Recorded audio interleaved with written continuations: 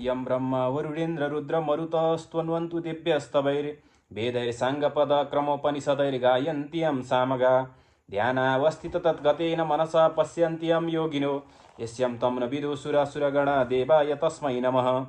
श्रीमच्चन्दन चर्चितो जोलवपु शुक्लम्बरा मल्लिका मालालङ्कृतकिण्डला प्रविलसन् मुक्तावली शोभिता सर्वज्ञान निदान पुस्तक रुद्रक्षमालाकरा वाग्देवी वचनाम्बुजे वसन्तो मे त्रैलोक्य माता चिरं मुखं करोति वाचालं पङ्गु लङ्घयते गिरिं यत्कृपातमहं वन्दे परमानन्द माधवं। नमो भगवते तस्मै व्यासाय मिततेजसे यस्य प्रसाद वक्ष्यामि नारायण कथामिमं। नारायणं नमस्कृत्य नरं चैव नरोत्तमं देवीं सरस्वतीं व्यासं ततो जयमुदीरयेत्।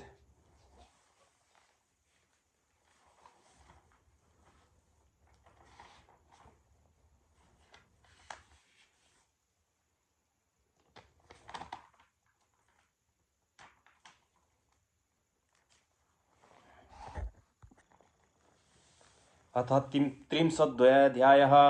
कुमारजी आज्ञा गर्नुहुन्छ हे अगस्त्य मुनि, तिमी ध्यानपूर्वक सुन। त्यसपछि चन्द्रावतीले गोमा रानी र आफ्ना पति नवराज राजालाई प्रणाम गरिन् र नवराजले सम्मान साथ बसालेर चन्द्रावतीलाई सोधे, हे स्त्री, मैले तिम्रो मुख नदेखेको आज यतिका वर्ष भइसक्यो। फेरि तिमीलाई ल्याउन भनी डोलीहरू पठाएको थिएँ, ती डोली पनि आजसम्म फर्केर पनि आएनन्, यहाँ आएनन्। तिमीले पनि आउन धेरै विलम्ब गर्यौ। म राजा भएको तिमीले थाहा पाएनौ कि मैले त राज्यको कार्यभारले तिमीलाई बिर्सिरहेको थिएँ। फेरि शाली नदीको तटमा आएर एक्लै किन बसेकी मलाई तल्लावडे देशका प्रजागणले भनेर थाहा पाएँ। फेरि तिमी पनि पहिले जस्ती छैनौ, अत्यन्त तेजवन्ती भएछौ। आफ्नो सबै वृत्तान्त सुनाऊ। यति आफ्ना स्वामी नवराज राजाले सोधेपछि प्रसन्न भएकी चन्द्रावती भन्न लागिन्, हे स्वामी, म माइतमै बसिरहेको थिएँ। हजुरले डोली पठाउनु भएछ, उनैद्वारा हजुर राजा भएको समाचार पाएकी हुँ र माता पितासँग बिदा मागी डोलीमा बसेर कहिले हजुरको दर्शन होला भनी हतपताइरहेकी थिएँ। संयोगले त्यस दिन माघ शुक्ल पूर्णिमा रहेछ र त्यहाँ आउने बाटोमा एउटा ठुलो जङ्गल रहेछ।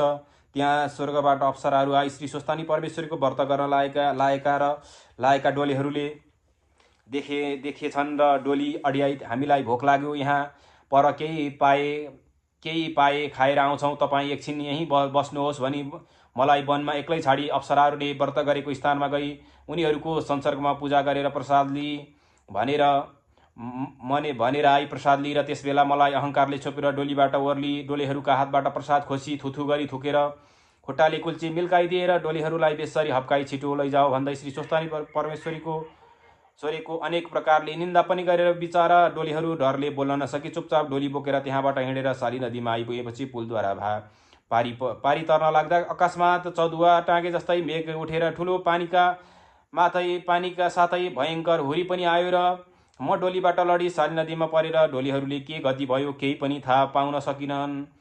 मेरो शरीर कहिले मुर्छा हुने र कहिले चेताउने भयो। म यस्ती हुँ भन्ने पनि शुद्धि हरायो र नदीकै तटमा पौडिरहेर निकै दिनपछि कपिल नामका दुई ब्राह्मण त्यतैबाट आएर मैले कहाँ जान लागेका भनी सोधेर तिनले राजाको ब्राह्मण भोजनमा जान लागेका भनेपछि मैले त्यसो भए मलाई पनि केही मागेर ल्याइदेऊ भनेर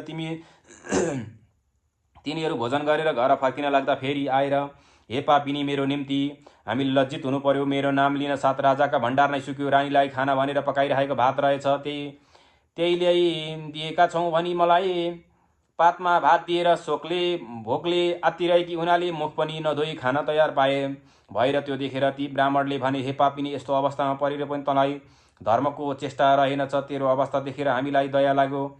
मुख धोएर खा अनि स्वस्तानी परमेश्वरीको व्रत गरे तेरो समस्त पाप रोग नाश हुनेछ भनी ती ब्राह्मण घर गए। अनि मुख धुन शाली नदीमा जाँदा नदीको जल सुक्दै गयो। त्यो देखेर म माथि आई मुख नधोएर खाना तयार भएर भात खरानी भयो। खरानी पनि खान खोज्दा ठुलो हुरी आएर उडाइ लग्यो। अनि म नाना तरहले शोक गरी रोई कराए, भोक प्यास सहेर ठुलो कष्टले दिन काटिरहेर त्यही क्रमले रहँदा बस्दा पौष शुक्ल पूर्णिमा आयो र स्वर्गबाट स्वस्तानी परमेश्वरीको व्रत आरम्भ गर्न अप्सराहरू शाली नदीमा आएर मैले देखेँ। अनि चार हात पाउ टेकेर गई, तिमीहरू को हौ? केही खानेकुरा भए मलाई ल्याऊ, पुण्य होला। म के पापले यस्ती भएँ भन्दा उनीहरूले भने, हामी इन्द्रका अप्सरा हौँ, श्री स्वस्तानी परमेश्वरीको व्रत आरम्भ गर्न यहाँ शाली नदीमा स्नान गर्न आएका हौँ। हे पापिनी, तेरो अवस्था देख्दा हामीलाई दया लाग्यो। त श्री स्वस्तानी परमेश्वरीको व्रत गर, त्यसको प्रभावले तेरो सारा पाप नाश होला र यो दुःखको सिन्धुबाट पार होलिस्। अनि मैले भने म यस्तो स्थितिमा परे कि पापिनीले त्यो व्रत कसरी गर्नेछु, सामग्री को देला, के चाहिन्छ।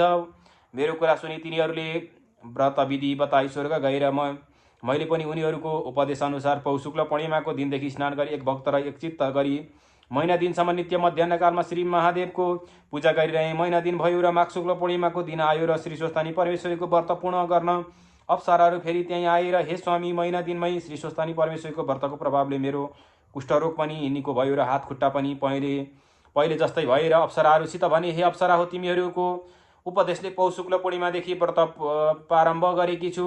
महिना दिन भयो, अब श्री स्वस्तानी परमेश्वरीको पूजा गर। मसँग केही सामग्री छैन, कसरी गर्ने भन्दा अप्सराहरूले भने, सामग्री नभई नदीबाट बालुवा ल्याई सामग्री तँ ल्याई। अनि मैले साली नदीबाट बालुवा ल्याई सामग्रीको कल्पना गरेँ। त्यो सामग्री सिद्ध भएको, अर्थात् मैले जे कल्पना गरेका थिए त्यो सबै सिद्ध भएको देखेर अप्सराहरू प्रसन्न भए।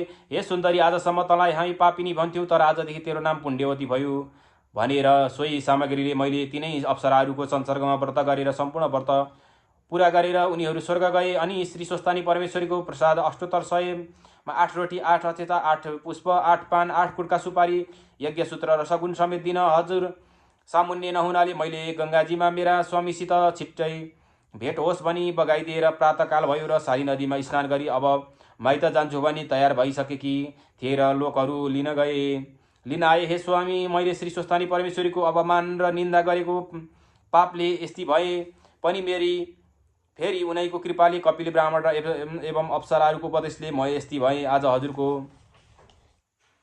दर्शन गर्न पाए। श्री स्वस्तानी परमेश्वरी भन्दा ठुलो अर्को कुनै पनि देवता त्रिलोकमा छैनन् भन्ने मेरो मनमा निश्चय भएर समस्त व्रतहरूको पनि व्रत, सम्पूर्ण तीर्थहरूको पनि तीर्थ, धर्मको पनि धर्म, कालको पनि काल, देवताको पनि देवता, यस्ती जगदीश्वरीलाई मेरो कोटि कोटि नमस्कार छ भनी चन्द्रावतीले बारम्बार दण्डवत प्रणाम गर्दी भइन्।